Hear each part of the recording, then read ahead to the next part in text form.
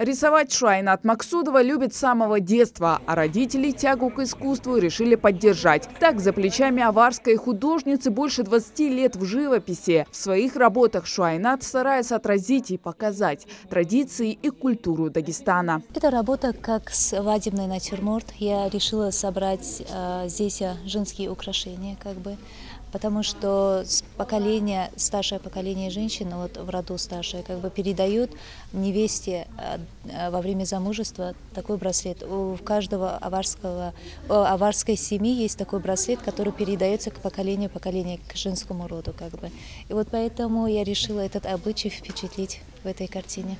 Вдохновением для девушки служат древние легенды и народные сказки о родном крае. Ими она любила зачитываться в детстве. Работы Шуайнат не оставляют равнодушным. Художница стала участником 11 международных, межрегиональных и республиканских выставок. На выставке представлено больше 20 картин. Портреты, натюрморты, пейзажи. Основная тематика работ Шуайнат – красота и необъятные горизонты дагестанской земли, в частности, родного селения Чох, где сейчас живут ее родители. Через картины художница передает переживаемые чувства и любовь к своему краю. В Ингушетии работы художницы выставляются не в первый раз. В копилке достижений Шуайнат многочисленные грамоты и благодарности от Минкульта нашей республики, Горсовета депутатов Назрани и от музея ИЗО. Проведение такого масштабного и социально значимого мероприятия содействует развитию и популяризации национального искусства, а также укреплению межкультурных и межэтнических связей.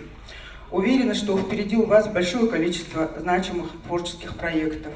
Она эмоционально и выразительно передает удивительную красоту своего края, а красочные натюрморты заряжают посетителей самыми положительными эмоциями. На выставку «Краски жизни родного Чоха» собралась творческая интеллигенция. Вот эта работа, она очень оригинальной техники сделана. Это еще есть еще одна работа, АУ. Что-то подобное другие художники пишут работа. Но это уникум, это очень оригинальный стиль, оригинальные техники сделаны работы. Выставка в Музее изобразительных искусств продлится до конца июня. Так что погрузиться в край башен и легенд, отображенный в работах автора, может каждый, кто придет на выставку. Хава Газикова, Адам Даллаков. Новости 24.